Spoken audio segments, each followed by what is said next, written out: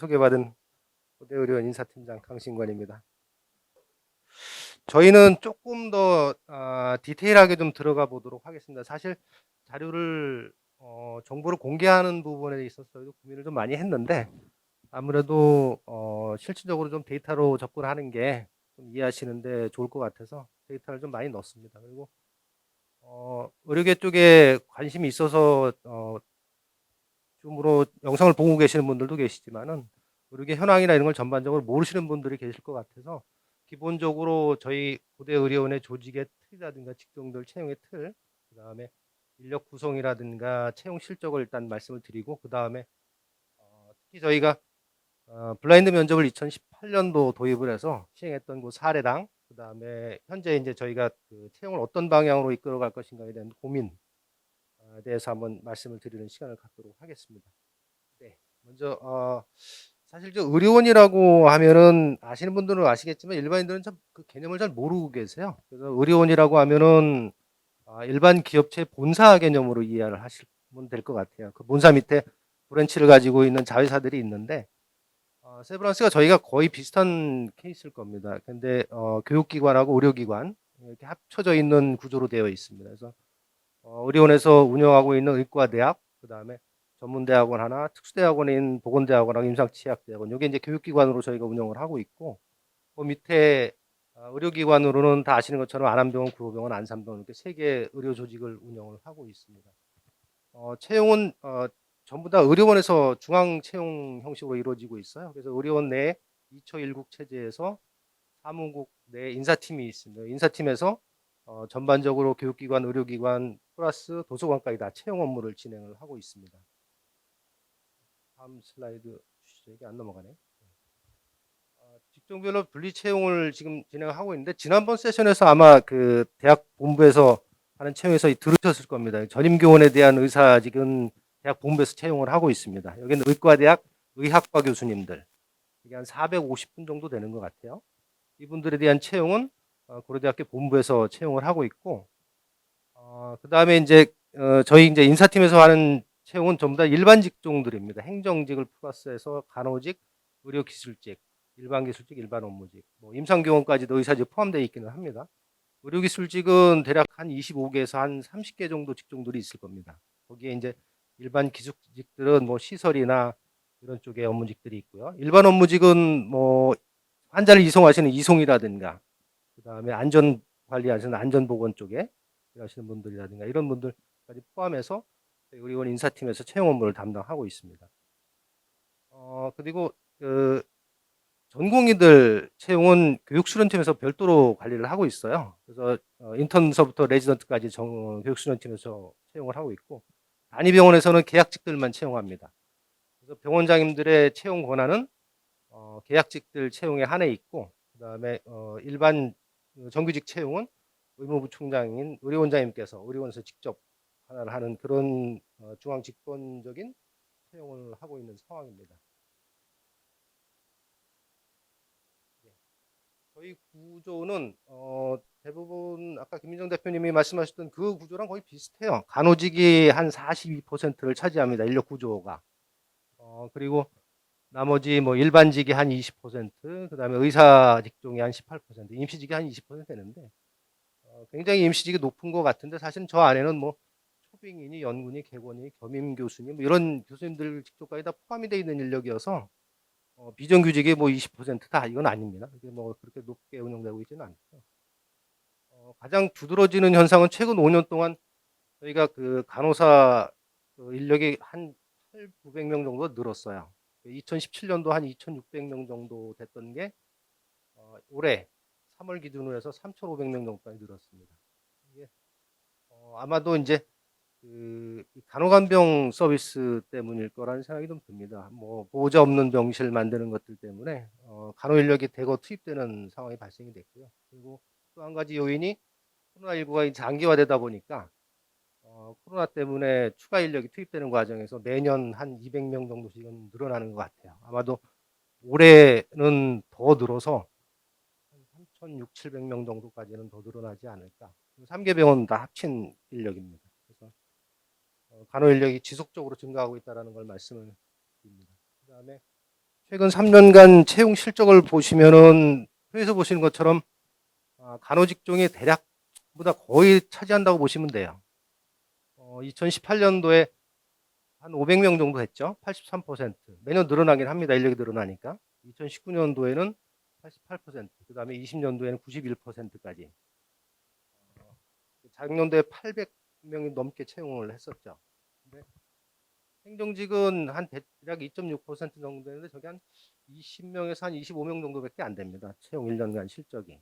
이건 뭐 이직률이 낮기 때문에 아무래도 채용 실적이 적을 수밖에 없고요. 의료기술직은 대략 한 5, 60명 정도 될 겁니다. 여기도 마찬가지로 이직률이 이렇게 높은 편은 아니고요. 일반 기술직이나 일반 업무직은 뭐 거의 TU를 늘리는 경향은 없습니다. 그래서 채용이 거의 뭐 한두 명 정도로 이루어지고 있어서 대부분이 간호직에 집중이 돼 있다, 이렇게 보시면 될 것 같아요.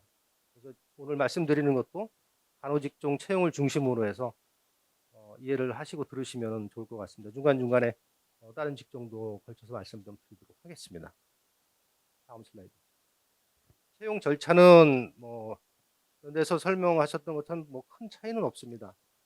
2017년 전후로 보시면 될 것 같아요. 모집 공고 내고 서류 전형, 그다음에 저희는 인적성 검사가 들어가 있습니다. 이게 아마 NCS 그 시험하고 비슷한 구조일 겁니다.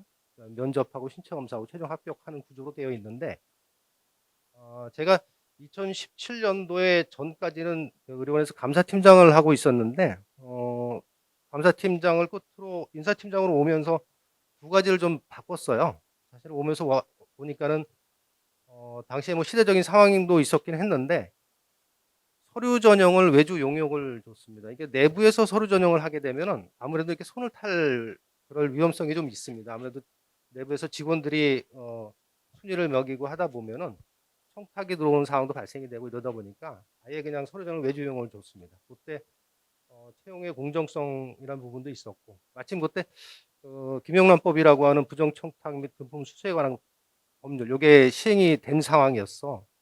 그래서 서류 전형을 외주로 도입을 했고요.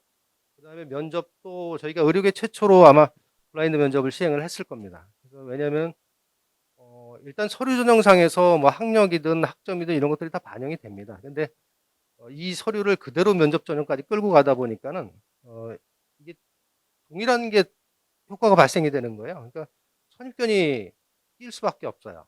그리고 좋은 대학을 나왔다고 하면은, 좋은 학점을 받았다고 하면은 일단 면접관들이 지원자들 보는 눈이나 자세가 틀려질 수밖에 없거든요. 그래서 아예 그냥 면접 전형에 대한 거를 블라인드 면접으로 시행을 해보자 해서 획기적으로 변동을 시키기는 했었습니다. 두 가지 사항이 바뀐 사항이라고 말씀드립니다. 아까 세브란스에서 말씀을 해주셨는데, 지난해 뭐 종합감사, 교육부에서 뭐 대학들을 가서 종합감사를 실시를 했습니다.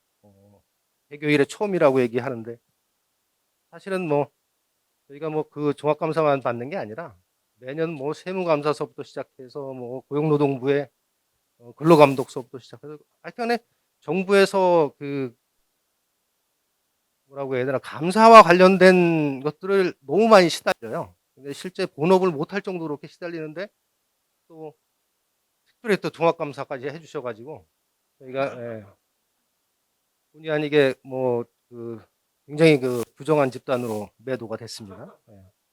어쨌든 사실은 저희도 고민을 하고 있던 찰나였습니다. 마침 사실은 이 서류 전형상에서 이 학력에 대한 부분들, 이걸 어떻게 좀 고민을 뭐 배제를 좀 시켜볼까 하고 고민을 하던 찰나에 종합감사가 들어왔어요. 그래서 이게 뭐 어쨌든 까마귀 날자 배 떨어진다고 그렇게 냈는데 지금은 폐지돼 시키는 상황입니다. 작년에 그 교육부 감사를 끝으로 해서 폐지를 시켰는데 거의 모든 대학병원급들이 이런 전형을 실시를 했습니다. 그러니까 가령 등급을 뭐 S등급부터 2등급으로 전국에 간호대학이 한 200개 정도 됩니다. 200개 정도 된 간호대학을 일렬로 줄을 딱 세우는 거예요. 수능 등급으로. 수능 등급은 매년 그 학원에 그리고 수능 배치표를 가지고 합니다. 그 수능 배치표는 매년 변동이 되겠죠. 간호학과를 예를 들면은 수능 1.7등급까지는 S등급. 맨 마지막에 2등급 보시면 3.6 이하는 2등급. 뭐 이런 식으로 등급을 매겨요. 이제 뭐 그건 예를 들은 겁니다.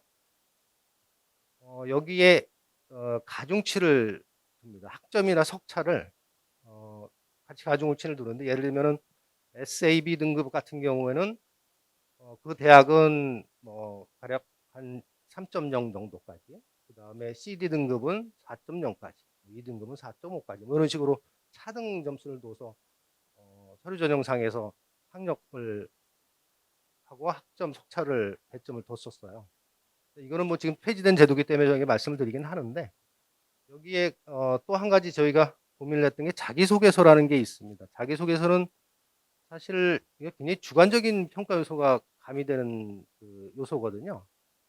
누가 자기소개서를 평가하느냐에 따라 가지고 평가 점수가 굉장히 차이가 있을 수 있습니다. 그래서 인사팀장으로 오면서 이거를 아예 외주에서 또 자기소개서를 평가라고 하기도 또 굉장히 곤란한 상황이고, 그래서 평가를 패스페일 형태로 바꿨습니다. 그랬더니 교육부에서 이게 또 저기 뭐야 학력이나 학점을 또 강화했다고 그렇게 또 지적을 해주셔가지고 뭐 하여튼 그런 상황이 발생이 되긴 했었습니다. 그다음에 그 다음 단계가 이제 인적성 검사인데, 인적성 검사에서는 직무 능력 평가 단계인데, 이게 사실 그 시험하고 동일한 상황입니다. 컴퓨터로다 보긴 하는데, 1단계에서 한 3배수에서 많게는 10배수까지 뽑습니다. 뭐 직종에 따라 차이는 있기는 한데, 공공기관들 보니까 대략 한 3배수 되더라고요. 그러니까 저희가 오히려 더 많은 배수를 뽑으로 인해서 기회를 많이 제공하고 있는 상황이었던 거더라고요. 근데 2단계에서는 한 2배수 정도 줄입니다. 다음. 네. 3단계에서 이제 블라인드 면접을 시행을 했던 케이스인데, 표에서 보시는 것처럼 개선 전후가 보시면은, 예를 들면은 전에는 뭐 성명, 생년월일, 출신교, 석차 뭐 이런 정보들을 제공을 합니다. 여기에 입사 지원서까지 별도로 제공을 했어요, 면접관님들한테. 먼저 여기에는 뭐 입사 지원서에는 가족관계부터 뭐 보훈 장애니, 종교 뭐 이런 사항들 다 나와 있겠죠. 근데 물론 뭐 그건 과거 사례기는 하고, 그 이후에 또 법적인 제재가 있어서 또 저런 거 못 받는 것들이 좀 있었어요. 그래서 그건 중간에 수정을 했었고, 근데 개선 후에는 아예 일체 정보를 다 뺐습니다. 그냥 번호로 순서대로 1, 2, 3, 4로 했었고, 그 이외에 뭐 입사 지원서는 물론이고 뭐 일체의 정보를 제공하지 않았습니다. 이런 상태에서 이제 블라인드 면접을 도입을 했는데, 의외로 면접을 보는 지원자들이 반응들이 굉장히 좋았어요. 그래서 면접 반응이 좋았었고, 처음에는 이제 저항들이 많았죠. 아무래도 면접관님들이 이걸 가지고 어떻게 사람을 평가를 하냐, 아무 정보도 없이, 뭐 이런 컴플레인이나 이런 것들이 좀 많이 있어서 초창기 때는 좀 힘들었던 기억이 있습니다. 근데 지금은 안정이 돼서 아예 이제 수긍을 하고, 아 이렇게 뽑는 것도 있구나라고 하는 정도까지는 와 있는 것 같습니다. 다음 슬라이드. 근데 이게 이제 면접을 보면서 저희도 이제 반신반의하기는 했습니다. 처음에 블라인드 면접 도입 전에는 한 번 면접을 봤습니다. 되게 경영진 면접이라고 하는 인성 위주의 면접을 봤었는데, 신뢰를 할 수가 없어서 저희가 면접을 2번을 봅니다. 가령 실무진 면접하고 경영진 면접을 분리해서, 실무진에는 각 병원에 근무하시는 우리 간호팀장님이나 우리 수소 선생님들을 모셔가지고 면접을 보게 했습니다. 여기에는 이제 직무 위주의 면접을 보게 했는데, 직무와 관련된 질의응답을 통해서 면접을 보고, 그 다음에 이제 2차는 경영진 면접의 인성이나 적성 위주의 면접을 보게 됩니다. 그래서 2번에 나눠서 면접을 보는 절차를 시행을 했었습니다. 다음 슬라이드. 도입 효과라고 하는데, 사실 이게 도입 효과가 맞는지는 모르겠어요. 저희가 그 블라인드 면접의 효과가 긍정적이었는지 아니면 부정적이었는지 사실 2단계에서 평가하기는 조금 좀 이른 감도 있고, 명확하게 판단할 수 있는 근거나 기준이 좀 아직 모호한 상황인 것 같습니다. 가령 긍정적인 효과라고 하면은 전국에 아까 말씀드린 대로 한 200여 개의 간호대학이 있었는데, 도입 전에는 한 137개교 정도 됐었어요. 2017년도에. 근데 매년 출신 대학 수가 늘어납니다. 140개교, 179개교. 그다음에 작년에는 190개교. 거의 전국에 있는 모든 대학을 졸업한 학생들이 골고루 합격을 하는 것을 볼 수가 있었습니다. 이게 블라인드 면접의 효과였는지는 정확하게 지금 뭐 파악은 안 되고 있습니다만, 또 하나는 사직률인데, 입사 후에 6개월 안에 얼마나 많은 인력이 사직을 하느냐에 대한 통계가 의료계에서는 굉장히 중요합니다. 아까 뭐 김정 대표님도 말씀하셨지만 굉장히 힘든 직업이거든요. 간호사로서 일을 한다라는 게 일반인들이 보시기에는 뭐 그냥 쉬운 것 같은데 3교대 업무를 하면서 밤낮 없이 매일 스케줄이 변동이 돼가면서 일을 한다라는 게 육체적으로 굉장히 힘든 일입니다. 그러다 보니까는 이직률이나 사직률이 높을 수밖에 없어요. 근데 병원에서는 이직률이나 사직률이 높다라는 거는 그만큼 숙련된 자원을 유지를 할 수 없다라는 거거든요. 그럼 의료의 질이 떨어질 수밖에 없고, 그러다 보니까는 어떻게 하면은 오랫동안 근무를 시킬까 하는데 다들 사활을 걸고 있는 상황이기는 합니다. 근데 사직률이 대략 블라인드 면접 도입 전에는 한 14, 15% 정도 됐던 것 같아요. 근데 2018년도에 갑자기 4.6%확 줄었어요. 이게 블라인드 면접 도입의 효과인지는 모르겠습니다. 근데 그 다음에는 오히려 더 늘었어요. 20%, 22% 이렇게 계속 늘어나죠.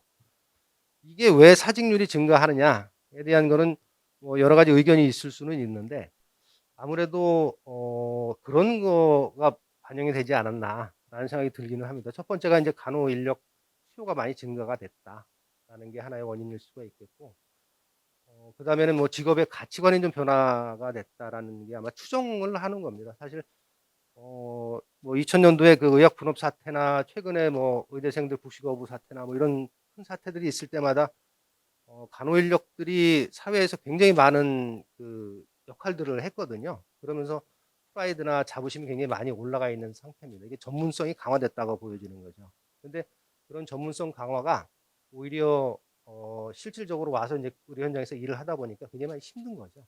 그러다 보니까 이게 오래 못 버티는 게 아닌가라는 생각이 들기도 하고, 또 고민하는 게 이제 상위권 간호대학은 사실은 그 전국에 있는 모든 대학들이 그 등급이 그렇게 많이 차이는 나지는 않습니다.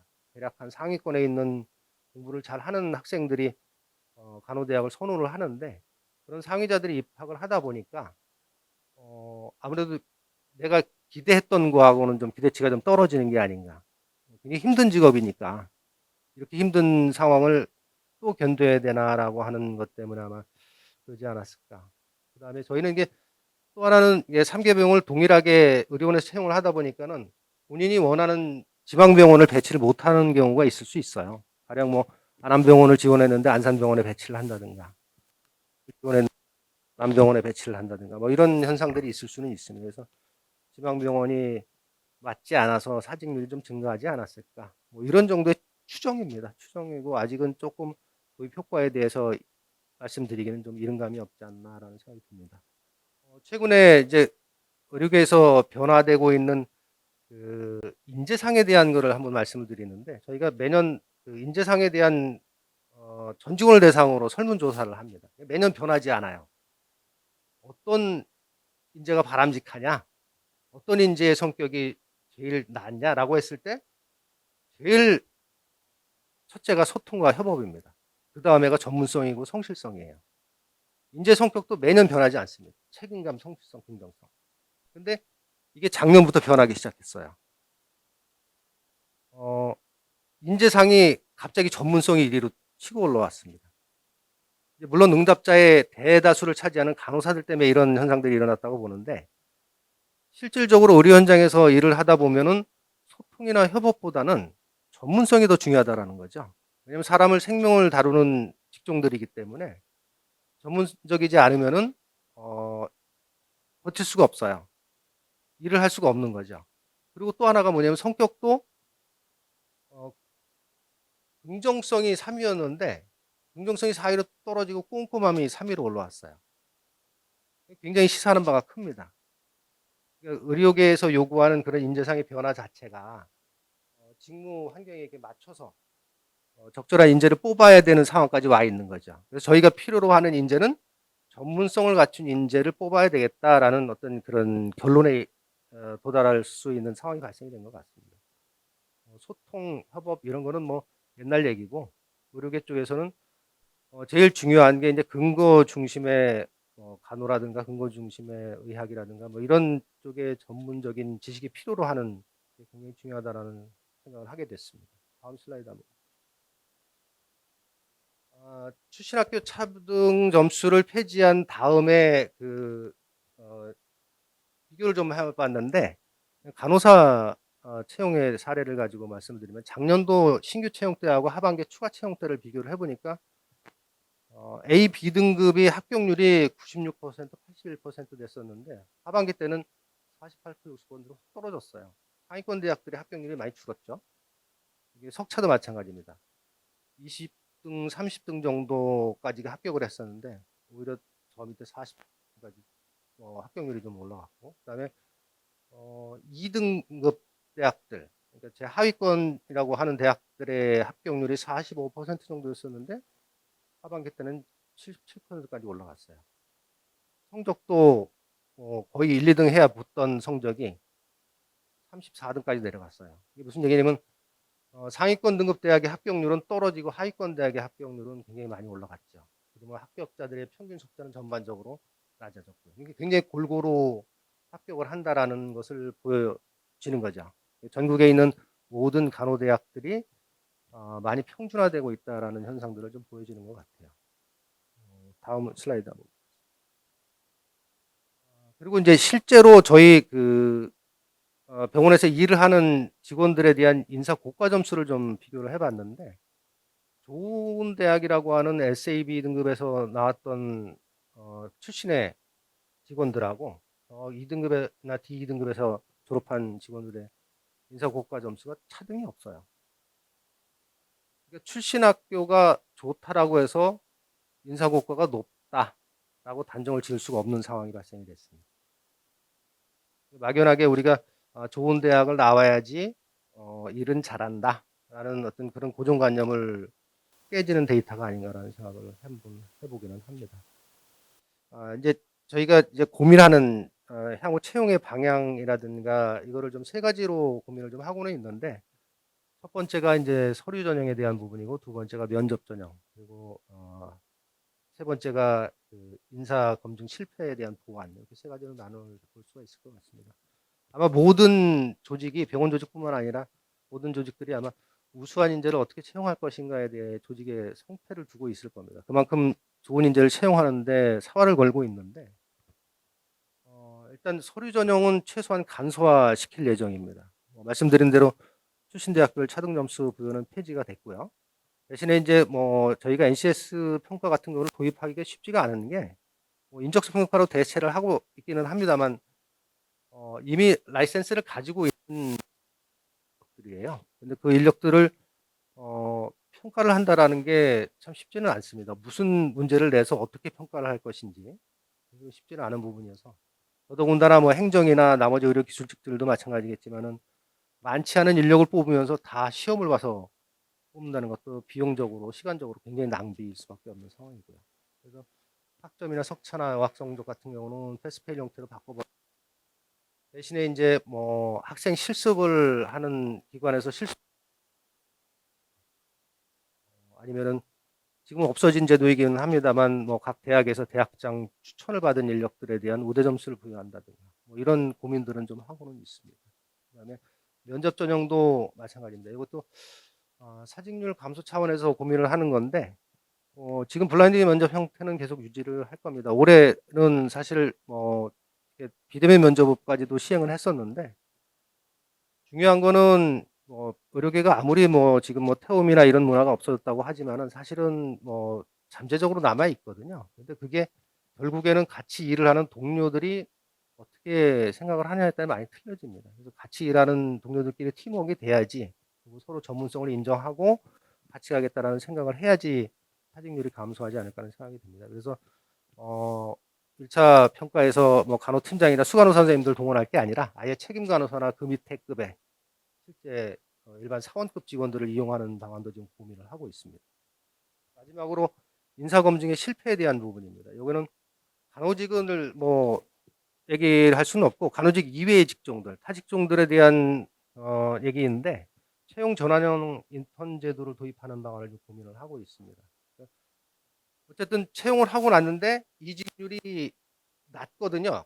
간호직 이외에는. 근데 그 인력들은 20년, 30년씩 끌고 가야 되는데 한번 채용을 실패를 하고 나면은 조직의 입장에서 굉장히 많이 리스크가 존재하는 수밖에 없습니다. 그래서 한 6개월이나 1년 정도 채용을 전제 조건으로 해서 평가 기간을 좀 갖는 그런 제도를 고민을 좀 하고 있습니다. 근데 좀 지난번에 이제 교육부 감사를 받으면서 아쉬웠던 점은 이제 사실은 그런 생각은 화도 나고 고민을 합니다. 차라리 그럼 서류 전형을 국가에서 좀 해줘라. 그럼 그 안에서 우리가 뽑을게. 뭐 이럴 정도로 뭐 사실 서류 전형이 쉽지는 않은 부분인데 어쨌든 교육은 국가가 담당을 하고 채용은 좀 각 기관의 특성에 맞게 남겨놓는 게 그게 맞지 않나라는 생각을 합니다. 결국은 뭐 최근에 한 10여 년 전에 유행했던 그 마이클 샌델의 정의란 무엇인가라는 책을 썼는데 거기에서 이야기하는 게 셀던이 미덕을 키우고 공동선을 고민하는 것이 정의다라는 얘기를 한 적이 있었습니다. 그래서 저희가 채용 시장에서 의료원이 고민하는 공정이나 정의가 무엇인가라고 했을 때 저희가 고민하는 거는 어떻게 하면은 의료계 쪽에서 채용을 좀 많이 확대할 수 있을까? 뭐 보시는 것처럼 뭐 한 해에 굉장히 많은 채용이 늘어나고 있는데 채용을 좀 확대시키고 그 다음에 오히려 이제 이런 의료 보조 인력들, 그러니까 뭐 의료 기술직들이나 나머지 인력들이 바로 한 차례에 채용이 될 수는 없습니다. 왜냐하면 검증을 해야 되는 단계들이 있어야 되니까 그런 인력들의 교육을 좀 강화해서 나중에 재취업이나 이런 걸 도와줄 수 있는 교육 기능을 어떻게 강화할 수 없을까라는 그런 고민을 하게 됩니다. 그게 아마 저희 의료계에서 고민하는 채용의 뭐 정의나 공정이 아닐까라는 생각을 하게 됩니다. 네, 이상 말씀드렸습니다.